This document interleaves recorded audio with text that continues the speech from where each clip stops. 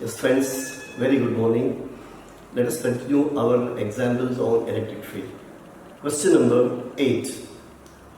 First, we'll read the question and then afterwards I will write one concept on the board. Very interesting concept. Listen here. Question number 8 says, oil drop, mass is given, charge is also given. It is a charged oil drop and it says, remains suspended stationary in a uniform electric field. Do that. Charged oil drop balanced in A. The question is find the required electric field. Another question. Maybe it will be a 5 marks question as well for you for board exam.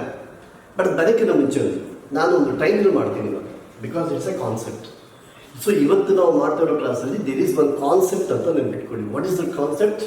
Yes, the concept is electric field. Electric field versus other forces ಅಂತ ಬರ್ತಿದ್ದೀವಿ. Electric field versus other forces ಅನ್ನೋ ಒಂದು concept ಅನ್ನು ಮಾತಾಡೋಣ. ಈ concept ಅಲ್ಲಿ beginning ಅಲ್ಲಿ ನಾನೇನು ಮಾಡ್ತಾ ಇದ್ದೀನಿ ಅಂದ್ರೆ I am now taking case 1 electric field versus gravitational field or gravitational force ಅಂತ ಬರೀತಾ ಇದ್ದೀನಿ. ಈ ಕಾನ್ಸೆಪ್ಟ್ ಅಲ್ಲಿ ಮಾತಾಡ್ತಾ ಇದ್ದೀವಿ because the same concept it will be extended in different types of ways. You have the example ಮಾಡಬಹುದು. There are not 10 examples. It is one concept, that is electric field balancing or electric field and gravitational force. There are two forces. Two forces ಅಲ್ಲಿ ಒಂದು force is electric force F equal to EQ. The second force is the gravitational force which we popularly call weight of the object ಅಂತ ಮಾತಾಡ್ತಾ ಇದೀವಲ್ಲ. ಈ ಎರಡು force ಇರೋ ಕೆಲವೊಂದು examples. When there are two forces we have the concept of net force. ಆ net force zero ಆದರೆ that is what is called as equilibrium. Net force zero ಆಗಲಿಲ್ಲ ಅಂದರೆ yes there will be acceleration for the system ಅನ್ನೋದು ನಾವು first ಇಯರಲ್ಲಿ ಕಲ್ತಿರೋ concept. So ಅವಾಗ ಎರಡು ಫೋರ್ಸ್ ಇರೋ ಎಕ್ಸಾಂಪಲ್ಸ್ ಮಾಡೋಣ. ನಾವು look at your question number 8. ನಾನು ಕ್ವೆಶ್ಚನ್ ನಂಬರ್ 8ಗೆ ಆನ್ಸರ್ ಬರ್ತಿದ್ದೀನಿ ಅನ್ಕೊಳ್ಳಿ. Now this is what is a charged oil drop. So weight mg. Weight ಅಂದ್ರೆ always mg ಅನ್ಬಾರ್ದು ಅಂತ ಹೇಳಿದ್ದೀನಿ. mg is the weight of the object in air ಅಂತ ಮಾತಾಡ್ತೀವಿ, in vacuum ಅಂತ ಮಾತಾಡ್ತಾ ಇದ್ವಿ, right? Because nothing is said about ಅಂದ್ರೆ ಅರ್ಥ ಇದು everything is in vacuum or air ಅಂತ ತಗೊಂಡು ಮಾತಾಡ್ತೀವಿ. So this is what is mg, the gravitation force suspended in air ಅಂದಿದ್ದೀವಿ ಅಂದ್ಕೊಳ್ಳಿ. ಸಸ್ಪೆಂಡೆಡ್ ಇನ್ ಏರ್ ಸ್ಟೇಷನರಿ ಅಂದ್ರೆ ಅರ್ಥ ಏನು? This downward force is balanced by an upward force ಅನ್ನೋದು concept many chapters ಅಲ್ಲಿ ಮಾತಾಡ್ತಾ ಇರ್ತೀವಿ. Any object suspended in air ಅಂದ್ಕೊಳ್ಳಿ, ಅರ್ಥ ಏನಪ್ಪಿ? There is an upward force and there are upward forces and downward forces such that the net force is 0. ಇವಾಗ ಇದ್ರ ಮೇಲಿರೋ ಮಾಸ್ ಎಂ ಅನ್ಕೊಂಡಿದ್ದೀನಿ, ಚಾರ್ಜ್ ಏನು ಅನ್ಕೊಂಡಿದ್ದೀನಿ, ಕ್ಯೂ ಅಂದಿದ್ದೀನಿ. ಈ Q positive charge, loss of electrons ಇರ್ಬೋದು, negative charge, gain of electrons ಇರ್ಬೋದು, ಅದು ಯಾವುದೋ ಒಂದು ಕೂಡ ಇಂಪಾರ್ಟೆಂಟ್. ಈ ಎಕ್ಸಾಂಪಲ್ ಅಲ್ಲಿ ಆಪ್ಷನ್ಸ್ ಆ ಥರ ಕೊಟ್ಟಿಲ್ಲ, ಬಟ್ ಆ ಥರ ಕೂಡ ಕೊಡ್ಬೋದು. ಚೆನ್ನಾಗಿ ನೋಡಿ. ನಾವು ಎಂ ಜಿ ಅಂತ ಬಂದಿದ್ದೀನಿ ಅಲ್ವಾ. What is that upward force? Yes, electric field apply ಮಾಡಿದ್ದಾರೆ ಅಂದಾಗ mg ನ ಬ್ಯಾಲೆನ್ಸ್ ಮಾಡೋ ಫೋರ್ಸ್ ಆಲ್ವೇಸ್ ವರ್ಟಿಕಲಿ ಅಪ್ವರ್ಡ್ ಅನ್ನೋದು ಒಂದು common sense. Therefore this is what is F equal to EQ ಅಂತ ಬರ್ತಿದ್ದೀವಿ. ಚೆನ್ನಾಗಿ ನೋಡಿ, ಎಲೆಕ್ಟ್ರಿಕ್ ಫೀಲ್ಡ್ ಅಪ್ವರ್ಡ್ ಅಂತ ಮಾತಾಡಿದ್ರೆ ನಾವು F is equal to EQ ಅನ್ನೋದು ಒಂದು ಅಪ್ವರ್ಡ್ ಫೋರ್ಸ್ ಆಗಿರಬೇಕು ಅಂತ ಮಾತಾಡ್ತೀವಿ. ಇವಾಗ ಫೋರ್ಸ್ ಅಪ್ವರ್ಡ್ ಇರ್ಬೇಕು ಅನ್ಕೊಳ್ಳಿ, ಅವಾಗ positive charge always experiences force along the field, negative charge experiences opposite the field ಅಂತ ಬರ್ದಿರ್ತೀವಲ್ಲ. ಅದಕ್ಕೆ ನಾನು ಕೆಳಗಡೆ ಬರೀತಾ ಇದ್ದೀನಿ, ನೀವು ಸ್ಟಾರ್ ಮಾರ್ಕ್ ಹಾಕೊಂಡು ಬರ್ಕೊಡಿ. Positive charge means loss of electrons. Positive charge balance ಮಾಡಬೇಕಂದ್ರೆ ಬ್ಯಾಲೆನ್ಸ್ಡ್ ಬೈ ಅಪ್ವರ್ಡ್ ಫೀಲ್ಡ್ ಆಗುತ್ತೆ. ಅಂದ್ರೆ ಇವಾಗ ಪಾಸಿಟಿವ್ ಚಾರ್ಜ್ ಇದ್ರೆ ಫೀಲ್ಡ್ ಕೂಡ ಅಪ್ವರ್ಡ್ ಇರಬೇಕು. Whereas negative charge ತಗೊಂಡಿದ್ದೀವಿ ಅನ್ಕೊಳ್ಳಿ, negative charge is balanced by downward electric field. Already ನಾವು ಕಾನ್ಸೆಪ್ಟ್ ಫೀಲ್ಡ್ ಮಾತಾಡುವಾಗ ನಾವು ಎಕ್ಸಾಂಪಲ್ಸ್ ಅಲ್ಲಿ ಕೂಡ ಹೇಳಿದ್ದೀನಿ. One more time I am telling you. So ಈ ಎಲೆಕ್ಟ್ರಿಕ್ ಫೀಲ್ಡ್ ಎಕ್ಸಾಂಪಲ್ಸ್ ಎಲ್ಲದರ ಕೂಡ ವಿತ್ ಡೈರೆಕ್ಷನ್ ಕೇಳಿದ್ದಾರೆ ಅನ್ಕೊಳ್ಳಿ, then people find it very very difficult, but ವಿದ್ಯಾರ್ಥಿ ವಿಲ್ ಎಂಜಾಯ್ ದ್ಯಾಟ್. ನೋಡಿ, ಪಾಸಿಟಿವ್ ಚಾರ್ಜ್ ಆದ್ರೆ ಅಪ್ವರ್ಡ್ ಆಗಿ, ಇವಾಗ ನಾನು ಅಪ್ವರ್ಡ್ ಎಲೆಕ್ಟ್ರಿಕ್ ಫೀಲ್ಡ್ ತೋರಿಸಿದ್ರೆ ಇಲ್ಲಿ ಏನ್ ಬರ್ತೀನಿ, ಪ್ಲಸ್ ಕ್ಯೂ ಅಂತ ಅರ್ಥ ಏನು, ಲಾಸ್ ಆಫ್ ಎಲೆಕ್ಟ್ರಾನ್ಸ್ ಅಂತ. ಒಂದ್ ವೇಳೆ ಡೌನ್ವರ್ಡ್ ಎಲೆಕ್ಟ್ರಿಕ್ ಫೀಲ್ಡ್ ಒಂದ್ ವೇಳೆ ಇದ್ದಿದ್ರೆ ಅರ್ಥ ಏನು, ನೆಗೆಟಿವ್ ಚಾರ್ಜ್. ಲೈಕ್ ಇದೇ ಕಾನ್ಸೆಪ್ಟ್ ಅಲ್ಲಿ ಮತ್ತು ಪೊಟೆನ್ಷಿಯಲ್ ಅಲ್ಲಿ ಕೂಡ ಕೇಳ್ತಾರೆ. For example, suppose this is what is positive charge ಅನ್ಕೊಡಿ, 2 plates ಆರ್ ರೇಂಜ್ ಅಲ್ಲಿ plates positive potential difference create ಮಾಡಿದ್ದಾರೆ ಅನ್ಕೊಳ್ಳಿ. ಇವಾಗ ಅಪ್ವರ್ಡ್ ಎಲೆಕ್ಟ್ರಿಕ್ ಫೀಲ್ಡ್ ಇರಬೇಕಂದ್ರೆ, ಫೀಲ್ಡ್ ಅಪ್ವರ್ಡ್ ಇರಬೇಕಂದ್ರೆ, as the field is always from higher potential to lower potential ಅಂತ ಮಾತಾಡ್ತೀವಿ. Lower plate higher potential ಆಗುತ್ತೆ, ಹೈಯರ್ ಪೊಟೆನ್ಷಿಯಲ್ ಆಗುತ್ತೆ, ಅಪ್ಪರ್ ಪ್ಲೇಟ್ ಲೋಯರ್ ಪೊಟೆನ್ಷಿಯಲ್ ಆಗುತ್ತೆ ಅನ್ನೋದು point. Instead of asking capital E, you can also ask for capital V. ಇದೇ example ನಾವೇನ್ ಮಾಡ್ತೀವಿ, V is equal to ಏನ್ ಬರ್ತೀವಿ, ED ಬರೀತೀವಿ if D is the distance between the plates. ಅವಾಗ E is equal to V by D ಮಾಡ್ತೀನಿ, ಇಲ್ಲಿ ಈ place ಅಲ್ಲಿ ಏನ್ ಬರೀತೀವಿ. ಸೊ ಈ ಡಾಟಾನಾಗೆ ಫೀಲ್ಡ್ ಕೊಡ್ಬೋದು, ಆ ಪ್ಲೇಟ್ಸ್ ಕೊಟ್ಟು ಪೊಟೆನ್ಷಿಯಲ್ ಡಿಫರೆನ್ಸ್ ಅಂತ ಕೂಡ ಕೊಡ್ಬೋದು. So this is what is. ಇವಾಗ ಇವೆಲ್ಲ ಕೂಡ ಬರೀ ನಾನು ಒಂದು ಲೈನ್ ಅಂತ ಬರ್ಬಿಟ್ಟು ಇದು ಶಾರ್ಟ್ ಕಟ್ ಫಾರ್ಮುಲಾ ನೆನ್ಪಿಟ್ಬಿಟ್ಟು ಅಂತ ಬರೀಬೋದು. I am not doing. Concept ಏನು, there is one gravitational force and electric force, directions, net force ಬರೀಬೇಕು ಇವಾಗ ನಾವು. Therefore ಇವಾಗ ನಾವು ಬರೀತಾ ಇದ್ವಿ for equilibrium, yes, only 2 forces ಅಲ್ವಾ, therefore they should be equal and opposite ಆದಾಗ I am now writing EQ equal to mg ಅಂತ ಬರೀತೀನಿ. ಡಾಟಾದಾಗ ಏನಾದರೂ ಕೇಳ್ಬೋದು, E ಕೇಳಿದ್ದಾರೆ, therefore E ಎಕ್ಸ್ಪ್ರೆಷನ್ ಬರೀತೀರಾ. E equal to Q ಕೇಳ್ಬೋದು, ಬರೀತೀರಾ. ಇದರಲ್ಲಿ M ಕೇಳ್ಬೋದು. ನೋಡಿ, 1 2 3 parameters are there. Any 2 can be given and third can be asked. ಅದೇ ನಿಮ್ಮ ಕ್ವಶನ್ ನಂಬರ್ 8. ಆ ಕ್ವಶನ್ ನಂಬರ್ 8 ಅಲ್ಲಿ ನೀವೇನು ಮಾಡ್ತೀರಾ, E ಫೈಂಡ್ ಔಟ್ ಮಾಡ್ತೀರಾ ಅಂತ ಹೇಳ್ತಾರೆ. ಆದರೆ Q ನಲ್ಲಿ ಏನು ಬರೀಬೋದು, NE ಅಂತ ಬರೀಬೋದು. therefore this is NE times is equal to mg by capital E ಬರೀತಾ ಇದ್ದೀನಿ. therefore that number of electrons ಬಂದಿದೆ ಅನ್ಕೊಳ್ಳಿ, ನಂಬರ್ ಆಫ್ ಎಲೆಕ್ಟ್ರಾನ್ಸ್ ಅಂದ್ರೆ ಏನ್ ಬರ್ತೀನಿ, E ಬರೀತೀನಿ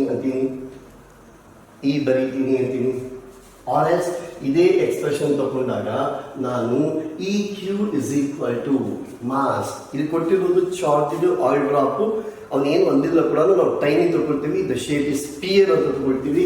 ಅವಾಗ ಮಾಸ್ನ ನಾನು ವಾಲ್ಯೂಮ್ ಟೈಮ್ಸ್ ಡೆನ್ಸಿಟಿ ಬರೀತೀನಿ, G ಬರೀತೀನಿ. I can write an expression for R ಬರೀತೀನಿ. ಇದೆಲ್ಲ ಬರೆದ ಮೇಲೆ ನೀವು ನೋಡ್ಕೊಳ್ಳಿ.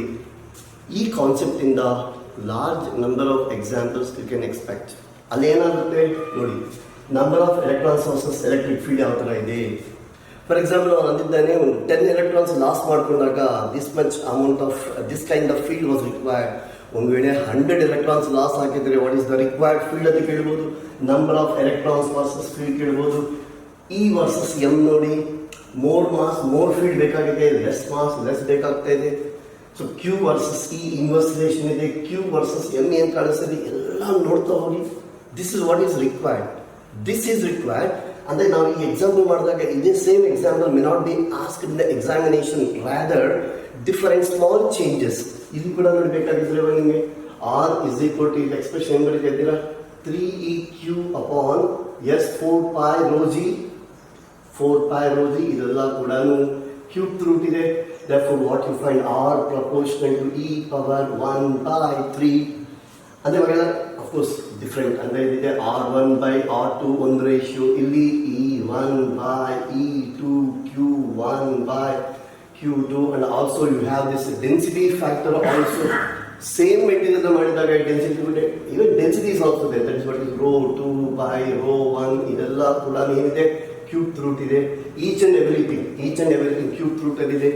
ರೇಡಿಯಸ್ ಚೇಂಜ್ ಮಾಡ್ತಾನೆ, ಫೀಲ್ಡ್ ಕೇಳ್ತಾನೆ, ಫೀಲ್ಡ್ ಚಾರ್ಜ್ ಚೇಂಜ್ ಮಾಡ್ತಾನೆ, ರೇಡಿಯಸ್ ಕೇಳ್ತಾನೆ. Any of such pair or combination example create ಆಗಿಬಿಡುತ್ತೆ.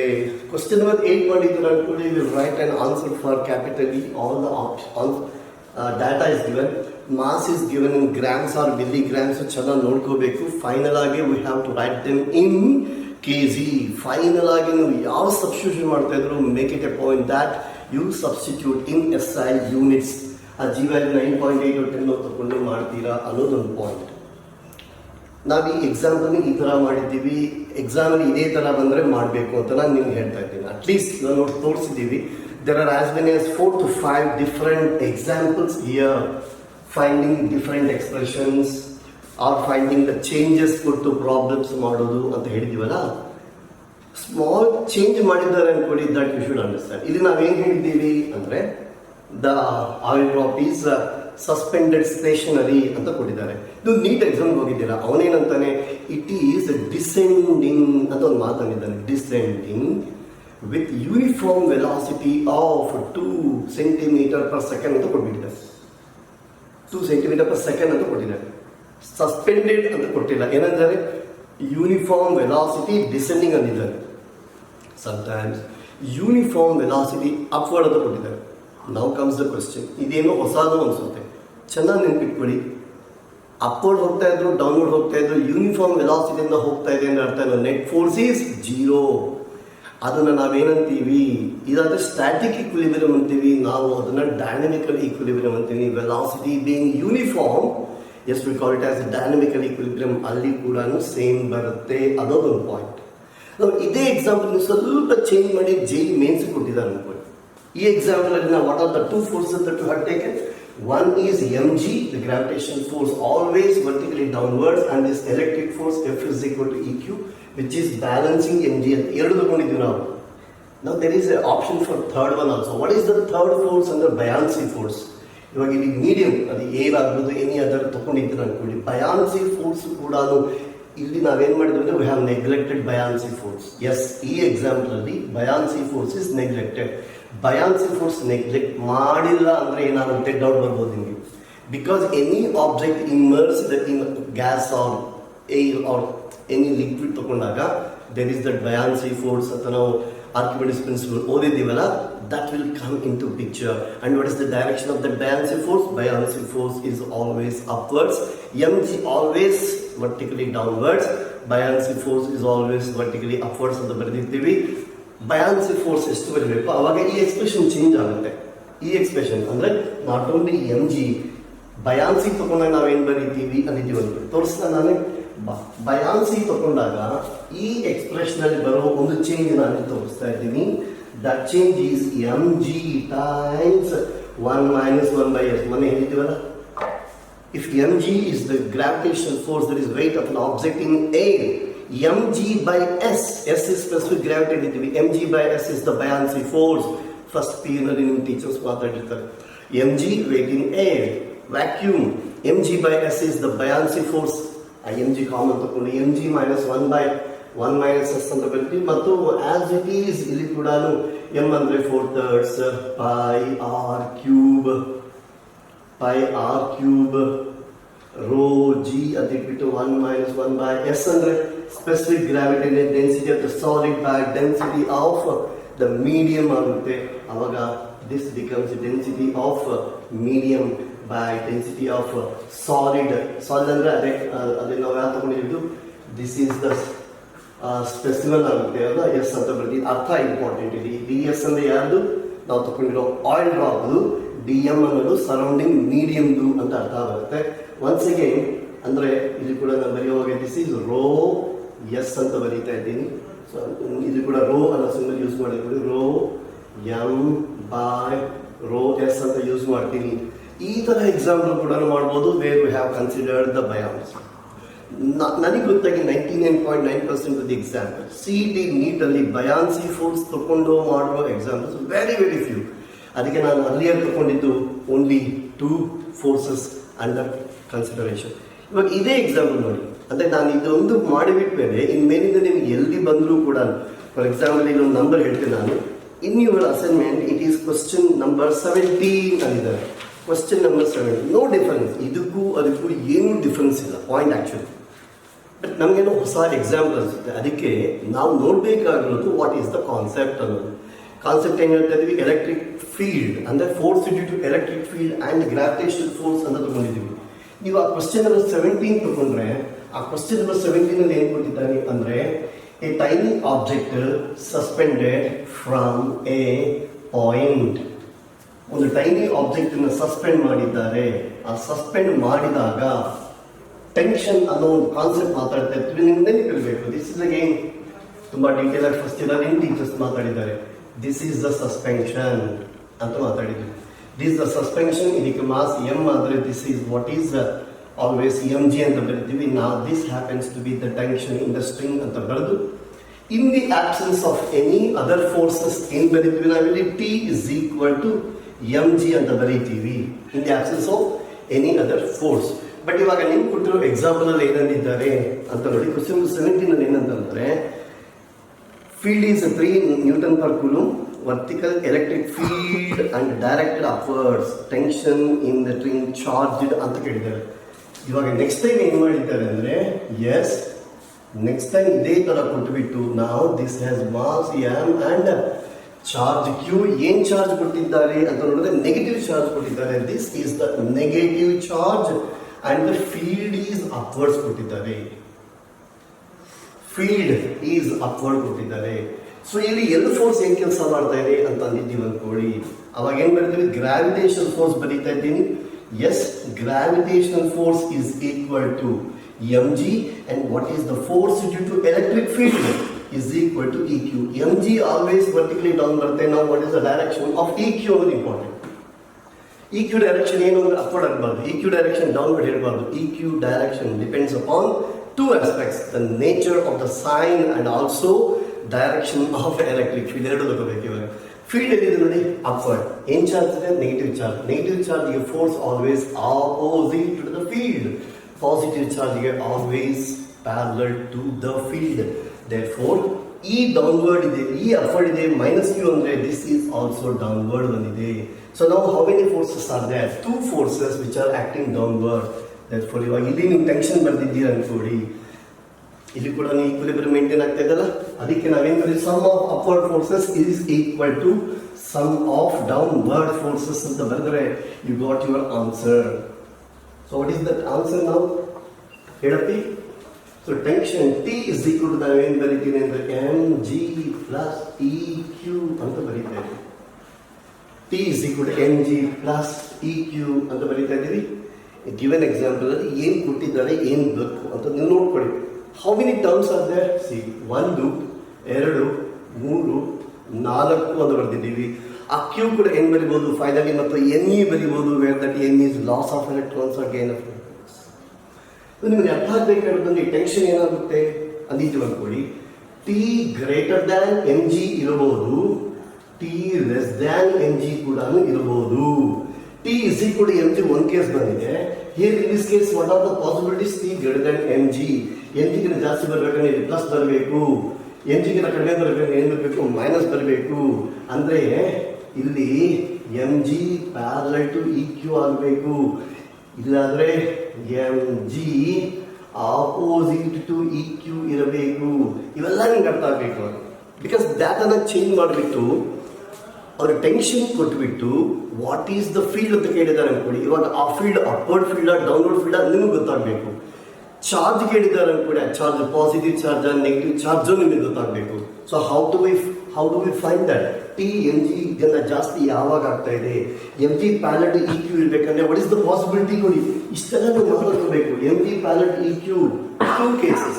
ಯಾವಾಗ M G parallel to E Q ಯಾವಾಗ ಇರುತ್ತೆ, positive charge and upward field, positive charge and upward field, negative charge and positive charge and downward field ಇರಬೇಕು. ಅದೇ minus Q ಕೊಟ್ಟಿದ್ದಾರೆ ಅನ್ಕೊಳ್ಳಿ, minus Q and upward field ಇರಬೇಕು. ಅಂದರೆ ಇವೆಲ್ಲ ನಾವು ನಮ್ಮ ಕಾನ್ಸೆಪ್ಟನ್ನು ಅರ್ಥ ಮಾಡಿಕೊಂಡ್ರೆ ಬರೀಬೇಕಾಗಲು ತೋರಿಸ್ತಾ ಇದ್ದೀನಿ. ಅದೇ M G opposite E Q ಯಾವಾಗಿರುತ್ತೆ, positive charge and upward field, negative charge and downward field ಈ ಥರ ಇರುವಾಗ M G and E Q opposite ಆಗುತ್ತೆ ಅನ್ನೋದು ಪಾಯಿಂಟ್. ದೇರ್ಫೋರ್ ಇಲ್ಲಿ ಕೂಡ ನೋಡಿದಾಗ 1 2 3 4 ಪ್ಯಾರಾಮೀಟರ್ಸಲ್ಲಿ ಯಾವುದಾದ್ರೂ ಕೇಳ್ಬೋದು. ಎಕ್ಸಾಂಪಲಲ್ಲಿ ನಿಮ್ಮನ್ನು ಸಿಂಪಲ್ ಆಗಿ ಈ ಕೇಳಿದ್ದಾನೆ, ಈ ಕೂಡ ಅಲ್ಲ. What is that is asked tension ಇಂದ ಥ್ರೆಡ್ಡೇ ಕೇಳಿದ್ದಾರೆ, ಡೈರೆಕ್ಟಾಗಿ ಟೆನ್ಷನ್ ಕೇಳಿಬಿಟ್ಟಿದ್ದಾರೆ, then it becomes easy. So ಇದೆಲ್ಲ ಡಾಟಾ ಕೊಟ್ಟಿದ್ದಾರೆ. Again as I have told you, please do remember about the units. Be cautious. SI units ಅಲ್ಲಿ ಇರಬೇಕು ಅಂತ ನಾನು ಮತ್ತು ಹೇಳ್ತಾ ಇದ್ದೀನಿ. ಇದಕ್ಕೆ ನಾನೊಂದು ಎಕ್ಸಾಂಪಲ್ ಹೇಳ್ತಾ ಇದ್ದೀನಿ. ಯಾವಾಗ ನಿಮ್ಗೆ ಫೀಲ್ಡ್ ಗೊತ್ತಿದೆ ನೋಡಿ. He says electric field E is equal to some 30 volt per centimetre ಅಂತ ಕೊಟ್ಬಿಟ್ಟಿದ್ದಾರೆ. ನಾವು ನೋಡ್ತೀರಾ ಅದೇ ವೋಲ್ಟ್ ಪರ್ ಸೆಂಟಿಮೀಟರ್ ಕೊಟ್ಟಿದ್ದಾರೆ ಅನ್ನೋದು ಜನರಲಿ ಏನಾಗ್ತಾ ಇರುತ್ತೆ ಅಂದರೆ, ಬಿಕಾಸ್ ಕ್ವಶನ್ ರೀಡ್ ಮಾಡುವಾಗ we should be very harmonious, common cool as much as possible. ಎಕ್ಸಾಮಲ್ಲಿ ಒಂದು ಸ್ಮಾಲ್ ಟೆನ್ಷನ್ ಇದ್ದೇ ಇರುತ್ತೆ ಆ್ಯಂಡ್ ಬಟ್ ರಿಕ್ವೈರ್ಡ್ ಟೆನ್ಷನ್ ಇದೆ and but is unit miss ಮಾಡಿಬಿಡ್ತಾರೆ, ಸಬ್ಸ್ಟಿಟ್ಯೂಷನ್ ಗಾನ್. ಆ ತಪ್ಪು ಮಾಡಿದಾಗ ಏನು ಆನ್ಸರ್ ಬರ್ತೋ ಕೂಡ ಕಡೆ ಕೊಟ್ಟಿರ್ತಾರೆ. ಅದಕ್ಕೆ ವೋಲ್ಟ್ ಪರ್ ಸೆಂಟಿಮೀಟರ್ ಇದೆ, ಇದನ್ನ ನೀವು ವೋಲ್ಟ್ ಪರ್ ಮೀಟರ್ ಕನ್ವರ್ಟ್ ಮಾಡ್ಕೋಬೇಕು ಅಂದರೆ ಇವಾಗ ಇದೇನಾಗುತ್ತೆ, this becomes 3000 volt per metre ಆಗುತ್ತೆ. ಇವಾಗ ಹೇಗೆ ಅಂತ ನೀವು ಕೇಳಬೇಡಿ, ಸೆಂಟಿಮೀಟರ್ ಮೀಟರ್ ಕನ್ವರ್ಟ್ ಮಾಡಿದ್ದೀನಿ, ಆ ನಂಬರ್ಸ್ ಚೇಂಜ್ ಆಗುತ್ತೆ, ಆರ್ಡರ್ಸ್ ಚೇಂಜ್ ಬರುತ್ತೆ. So that is what is the case. So concept ಏನು, ಎಮ್ ಜಿ ಅನ್ನೋ ಫೋರ್ಸ್, ಆ ಎಮ್ ಜಿ ಅನ್ನೋ ಫೋರ್ಸ್ ಗ್ರಾವಿಟೇಷನ್ ಫೋರ್ಸ್ ಅಂತ ಕೊಟ್ಟಿದ್ದೀವಿ ಅಂತ ಮಾತಾಡಿದ್ದೀವಿ. ನೋಡಿ ಇವಾಗ ಈ ಎಕ್ಸಾಂಪಲ್ ಸ್ವಲ್ಪ ನೀವೇ ಎಕ್ಸ್ಟೆಂಡ್ ಮಾಡಿ. ನಾವು ಮಾಡೋವಾಗ ಏನು ಕಂಡಿದ್ದೀವಿ, ಟೆನ್ಷನ್ ಅಂತ ಮಾತಾಡ್ತೀವಿ, ಇನ್ನೊಂದು ಸತಿ ಏನೋ ಬ್ಯಾಲೆನ್ಸ್ ಅಂತ ಮಾತಾಡಿದ್ದೀವಿ, ಹೌದಾ? ನೆಕ್ಸ್ಟ್ ಟೈಮ್ ತಗೊಳ್ಳುವಾಗ same concept, M G gravitation force ಅಂದ್ರೆ ಒಂದು ಫೋರ್ಸ್ ಆಕ್ಸಲರೇಷನ್ ಟು ಗ್ರಾವಿಟಿ, ಇನ್ನೊಂದು ಫೋರ್ಸ್ ಅದರಿಂದ ಬರೋ ಆಕ್ಸಲರೇಷನ್ ಎಲೆಕ್ಟ್ರಿಕ್ ಫೀಲ್ಡ್ ಅಂತ ಮಾತಾಡ್ತಾ ಇದ್ದೀವಲ್ವಾ. ನಾವು let me take up one more simple example. ಇದು ಕೂಡ number of times all India examinations ಅಲ್ಲಿ ಕೇಳ್ತಾ ಇರೋ ಕಾನ್ಸೆಪ್ಟ್ ಅಂತ ಇದ್ದೀನಿ, ಪ್ರಾಬ್ಲಮ್ ಅಲ್ಲ ಇದು.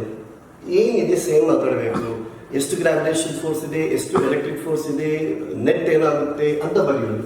ಫಾರ್ ಎಕ್ಸಾಂಪಲ್ ನೋಡಿ, take the case of pendulum ಅಂತ ಮಾತಾಡಿ. This is the case of A simple pendulum.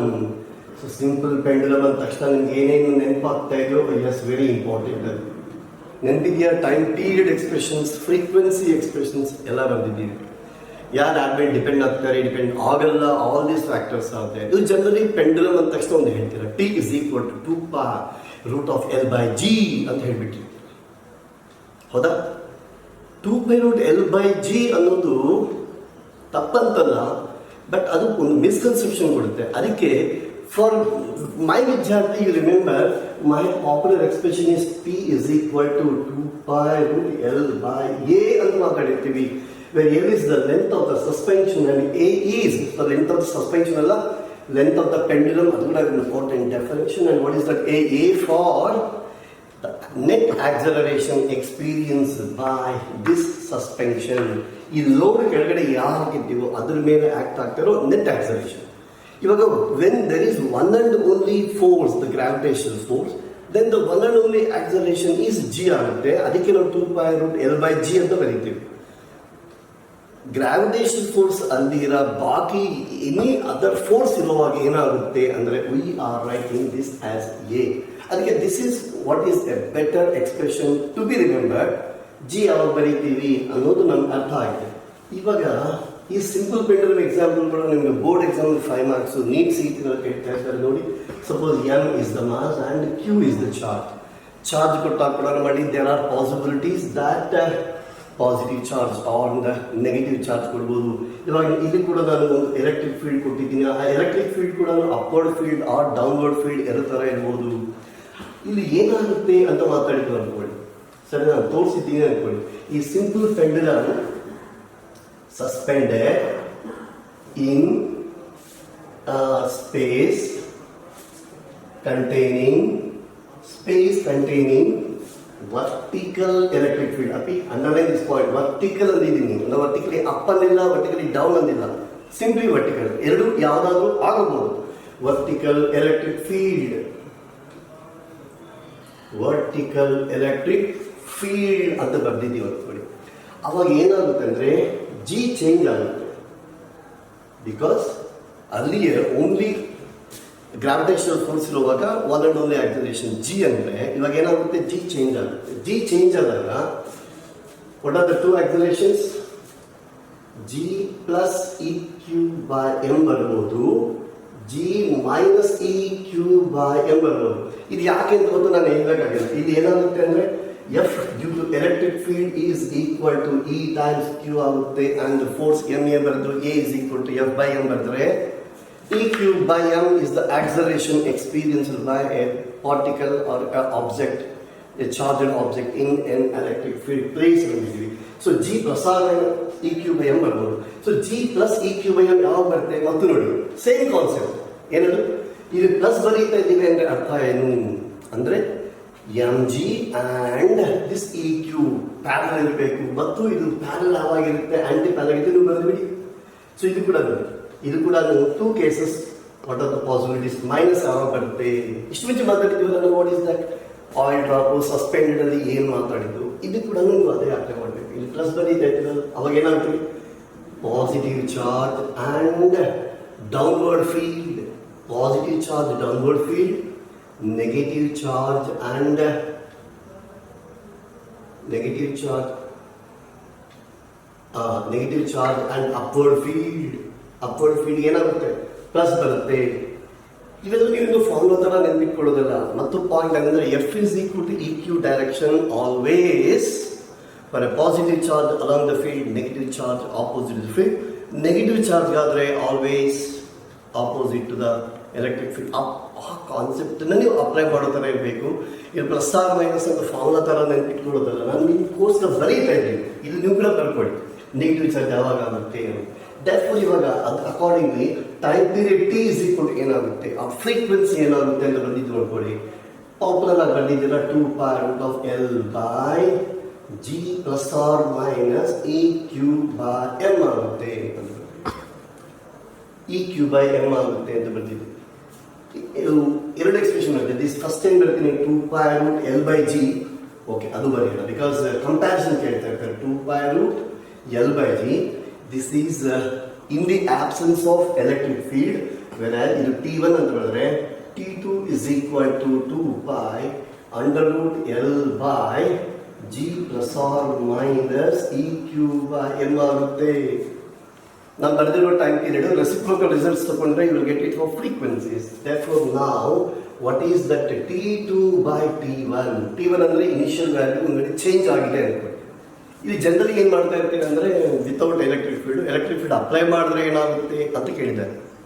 ಒಂದು ಎಲೆಕ್ಟ್ರಿಕ್ ಫೀಲ್ಡ್ ಇತ್ತು ಅದು ರಿಮೂವ್ ಮಾಡಿದ್ರೆ ಏನಾಗುತ್ತೆ ಅಂತ ಕೂಡ ಕೇಳ್ಬೋದು. ಅದಕ್ಕೆ ಇಲ್ಲಿ ನಾವು ಬರೀತಾ ಇರೋದು T1/T2 T2/T1 ಅಲ್ಲ, ಯಾವುದು ಬೇಕು ಅದು ನ್ಯೂಮರೇಟರ್ ಅಲ್ಲಿ ಇರೋ ತರ ಬರ್ಕೊಳ್ಳಿ ಅಂತ ನಾನು ಹೇಳ್ತಾ ಇದ್ದೆ. T2/T1 ಇಸ್ ಈಕ್ವಲ್ ಟು ಏನಾಗುತ್ತೆ ಅಂತ ಬರೆದ್ರೆ ಏನಾಗುತ್ತೆ ಹೇಳಿ ಇವಾಗ it will be G plus R minus E Q by M ಆಗುತ್ತೆ. ಇದೆಲ್ಲ ಏನಾಗುತ್ತೆ ಅಂಡರ್ ರೂಟ್ ಬರುತ್ತೆ. ಒಂದು ವೇಳೆ ನಿಮಗೆ ರೂಟ್ ಹೋಗಬೇಕು ಅಂದರೆ ನೀವಿಲ್ಲಿ ಏನು ಮಾಡ್ತೀರಾ, ಸ್ಕ್ವೇರ್ ಮಾಡ್ತೀರಾ. Is it not? ಇವಾಗ ಟೈಮ್ ನೋಡಿ, ಈ ಡಾಟಾ ಎಲ್ಲ ಕೊಟ್ಬಿಟ್ಟು ಈ ಡಾಟಾ ಅಂದರೆ ಅರ್ಥ ಇ ಕ್ಯೂ ಎಮ್ ಅನ್ನೋದು G is already known quantity for us. ಅವ್ನು ಕೊಟ್ಟಿರ್ತಾರೆ 9.8 at 10 some number has given. ಇವಾಗ ಇ ಕ್ಯೂ ಬೈ ಎಮ್ ಎಲ್ಲ ಕೊಟ್ಬಿಟ್ಟು T1 ಕೊಟ್ಬಿಟ್ಟು T2 ಕೇಳ್ಬೋದು. ಅದು ಚೇಂಜ್ ಇನ್ ಪರ್ಸೆಂಟೇಜ್ ಕೇಳ್ಬೋದು, ಎಕ್ಸಾಂಪಲ್ ಬರುತ್ತೆ. ಇಲ್ಲ T1 T2 ರಿಲೇಷನ್ ಕೊಡ್ಬೋದು. ಒಂದು time period increased by 20%, decreased by 30%, ಈ ಥರ ಕೊಟ್ಟಿದ್ದಾರೆ. ಅಂದರೆ T1 T2 ಕೊಟ್ಬಿಟ್ಟಿದ್ದಾರೆ. E Q M ಅಂತ 3 ಟರ್ಮ್ ಇದೆ ನೋಡಿ. ಈ 3ರಲ್ಲಿ 2 ಕೊಡ್ತಾರೆ, 3 ಹೇಳ್ತಾರೆ. ಅಂದರೆ ಇಲ್ಲಿ ಇ ಕ್ಯೂ ಕೊಟ್ಟು ಎಮ್ ಕೇಳಿ, ಎಮ್ ಇ ಕೊಟ್ಟು ಕ್ಯೂ ಕೇಳಿ, ಆ ಥರ ಏನಾದರೂ ಪಾಸಿಬಿಲಿಟಿ. ಇವಾಗ ನಾನು ಎಕ್ಸಾಂಪಲ್ ಮಾಡಬೇಕಂತೀರಾ, ಇದನ್ನೇ ನೀವು ಕಾನ್ಸೆಪ್ಟ್ ತಗೊಳ್ತೀರಾ ನೋಡಿ. ನಾನು ಇದಕ್ಕೆ ನ್ಯೂಮರಿಕಲ್ ಹೇಳಬೇಕು ಅಂದ್ಕೊಳ್ಳಿ. ಫಾರ್ ಎಕ್ಸಾಂಪಲ್ ನಾನು ನಿಮಗೆ ಇದು ಕಾನ್ಸೆಪ್ಟ್ ಥರ ಹೇಳಿದ್ದೀನಿ. ಒಂದು ವೇಳೆ ನಿಮಗೆ ನ್ಯೂಮರಿಕಲ್ ಬೇಕು ಅಂದ್ಕೊಳ್ಳಿ. ಆ ನ್ಯೂಮರಿಕಲ್ ಈ ಥರ ಕೊಡ್ತಾ ಇದ್ದೀನಿ, ಇಂಟೆಲಿಜೆಂಟ್ ಆಗಿ ಕೊಡ್ತಾ ಇದ್ದೀನಿ. ಯಾಕೆ ಇಂಟೆಲಿಜೆಂಟ್ ಅಂದಿದ್ದೀನಿ ಅಂದರೆ ಸೈನ್ಸ್ ಆರ್ ಇಂಪಾರ್ಟೆಂಟ್. ಅದು positive charge negative charge find out ಮಾಡ್ಕೊಳ್ಳೋಕ್ಕೆ ನೀವು full small thinking is important. ನಾನು ಕ್ವಶನ್ ಬಂದಿದೆ, ಈಗ ನಾನು ಕಾನ್ಸೆಪ್ಟ್ ಅಂತ ಹೇಳಿದ್ದೀನಿ. ಇವಾಗ ಇದಕ್ಕೊಂದು ಕ್ವಶನ್ ಕೊಡ್ತೀನಿ, ಇದು ಸಾಲ್ವ್ ಮಾಡಿ. A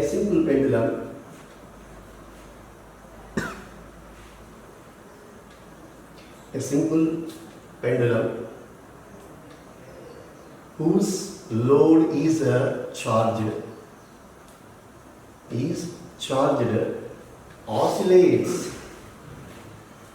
oscillates with a period of t seconds ಅಂತ ನಾನು period of t seconds. when t seconds in the absence of electric field, when and yes upward electric field is switched electric field ಅಂತ ಕೊಟ್ಬಿಡ್ತೀನಿ. Field of 5000 Newton per coulomb volt per meter, any of the unit, is switched on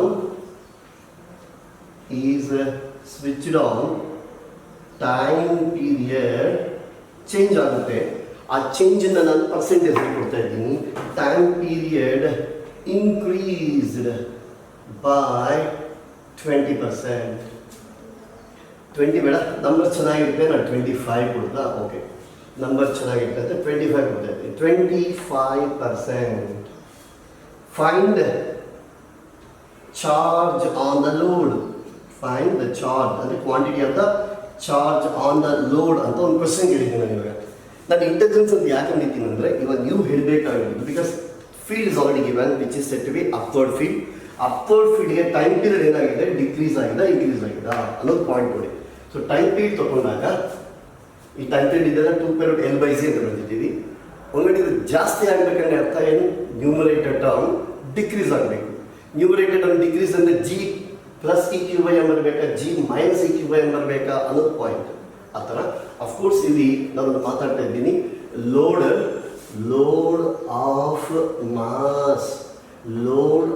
mass okay 30 gram ತಗೊಳ್ಳಿ. Yes, ಇಲ್ಲಿ ಕೂಡ ಡಾಟಾನ ಕೊಟ್ಟಿದ್ದೀನಿ. Load of mass 30 gram ಅಂದಿದ್ದೀನಿ. Therefore ಇವಾಗ G plus ಮಾಡಬೇಕಾ ಮೈನಸ್ ಮಾಡಬೇಕಾ? ಒಂದು ವೇಳೆ ಮೈನಸ್ ಮಾಡಿದ್ದೀವಿ ಅಂದರೆ ಮತ್ತು ಅದು ಇಂಪಾರ್ಟೆಂಟ್ ಪಾಯಿಂಟ್ ನೋಡಿ ನೀವು. ಬಿಕಾಸ್ ಇವಾಗ ಟೈಮ್ ಪೀರಿಯಡ್ ಇನ್ಕ್ರೀಸ್ ಆಗಿದೆ, ಏನು ಬರೀತೀರಾ, ಮೈನಸ್ ಬರೀತೀರಾ. ಮೈನಸ್ ಬರೆದಾಗ ಫೀಲ್ಡ್ ಯಾವ ಥರ ಇದೆ, upward field. Upward field minus ಬರ್ತಿದೆ ಅಂದರೆ ಚಾರ್ಜ್ ಏನಾಗುತ್ತೆ. All this concepts are there. So ನಾನು ಹೇಳಿಬಿಡ್ತೀನಿ ಅಂದ್ಕೊಂಡು ನೀವು ಹ್ಯಾಪಿಯಾಗಿ ಫೀಲ್ ಆಗ್ತೀರಾ, ಬಟ್ ನೀವು ಥಿಂಕ್ ಮಾಡಿದ್ರೆ ತುಂಬ ಚೆನ್ನಾಗಿರುತ್ತೆ. ಹೌದಾ? ನೋಡಿ, ಈ 3 ಪಾಯಿಂಟ್ ಎಷ್ಟನ್ನು ಥಿಂಕ್ ಮಾಡಬೇಕು. Time period has increase. Time period increase ಆಗಬೇಕು ಅಂದರೆ G ಮೈನಸ್ EQ/m ಬರೀಬೇಕು ಅನ್ನೋದೊಂದು ಪಾಯಿಂಟ್. ಹೌದಾ? ಆ GQ/m ಬರೆದಿದ್ದೀವಿ ಅಂದರೆ ಅರ್ಥ ಏನು, ಅದು ಯಾವ ಡೈರೆಕ್ಷನ್ ಇವಾಗ ಅಪ್ವರ್ಡ್ ಡೈರೆಕ್ಷನಲ್ಲಿ ಇರಬೇಕು. ಆವಾಗ G ಮೈನಸ್ ಆಗುತ್ತೆ. ಆ್ಯಂಟಿ ಪ್ಯಾನಲ್ ಇದ್ರೇ ಮೈನಸ್ ಸೈನ್ ಬರುತ್ತೆ. ಅದು ಮೈನಸ್ ಬರೆದಿದ್ದೀವಿ ಅಂದರೆ ಆಲ್ರೆಡಿ ಫೀಲ್ಡ್ ಅಪ್ವರ್ಡ್ ಇದೆ ಅಂದರೆ, ಫೀಲ್ಡ್ ಅಪ್ವರ್ಡ್ ಇರಬೇಕಾದಾಗ ಫೋರ್ಸ್ ಕೂಡ ಅಪ್ವರ್ಡ್ ಬರಬೇಕು. ಅಂದರೆ ಅವಾಗ ಚಾರ್ಜ್ ಏನಾಗಿರಬೇಕು, ಪಾಸಿಟಿವ್ ಚಾರ್ಜ್ ಆಗಿರಬೇಕು. Because positive charge always in the direction of field. ಇಷ್ಟು ಕಾನ್ಸೆಪ್ಟ್ ಮಾಡಿದ್ರೇ ಈ ಥರ ಆನ್ಸರ್ಸ್ ಬರುತ್ತೆ. ಸೇಮ್ ಸ್ಲೋಗನ್ ಹೇಳಬೇಕಲ್ಲ, ಯಾರು ಹೇಳಿದ್ದಾರೆ ಫಿಸಿಕ್ಸಲ್ಲಿ ಪ್ರಾಬ್ಲಮ್ಸ್ ಮಾಡಬೇಕಂದ್ರೆ ಫಾರ್ಮುಲಾ ನೆನ್ಪಿಟ್ಕೋಬೇಕು ಅಂತ? ಫಾರ್ಮುಲಾ ಏನೂ ಇಲ್ಲ. ಇವಾಗ ಇದರ ಫಾರ್ಮುಲಾ ಹೆಂಗೆ ಹೇಳ್ತೀನಿ ನನಗೆ ಹೇಳ್ತೀರಾ? ಬೇರೆ ಟೀಚರ್ ಮಾತಾಡ್ಬೋದು, ಇಟ್ಸ್ ಎ ಕಂಬೈನ್ಡ್. ಫಸ್ಟ್ ಇಯರಲ್ಲಿ ಸಿಂಪಲ್ ಪೆಂಡುಲಮ್, ಸೆಕೆಂಡ್ ಇಯರ್ನಲ್ಲಿ ಇದು ಕಂಬೈನ್ ಮಾಡಿಕೊಟ್ಟಿದ್ದಾರೆ, ಏನಿಲ್ಲ. ಆ ಥರ ಫೀಲಿಂಗ್ ಇಟ್ಕೋಬೇಡಿ. Because as I have told you, ನಮಗಿರೋ ಕಾನ್ಸೆಪ್ಟ್ ಎಲ್ಲ ಕೂಡ understanding of motion, understanding of force, understanding of work and energy with knowledge of the vectors. ಹೌದಾ? ಎಲ್ಲದರಲ್ಲೂ ನಾವು ಈ ಥರ ಮಾಡೋದು ಅಭ್ಯಾಸ ಆಗಿಬಿಟ್ಟಾಗ first year, second year, combined, ಈ ಥರ ಲಿಮಿಟೆಡ್ ಸೆನ್ಸಿಂದ ಮಾತಾಡೋದು ಕಡಿಮೆ ಆಗುತ್ತೆ. ಅದರ ಹೆಲ್ಪ್ ಎಲ್ಲ ನಿಮಗೆ ಸಿಗುತ್ತೆ. ರೈಟ್? ನಂಗೆ ಸ್ವಲ್ಪ ಬೋರ್ಡ್ ಬೇಕೀಗ. ನೆಕ್ಸ್ಟ್ ಬೋರ್ಡಲ್ಲಿ ನಾನು ಇದೇ ಕಾನ್ಸೆಪ್ಟ್ ಮೇಲೆ ಸ್ವಲ್ಪ ಇಂಪ್ರವೈಸೇಷನಿಂದ ಹೊಸ ಎಕ್ಸಾಂಪಲ್ ನೋಡೋಣ.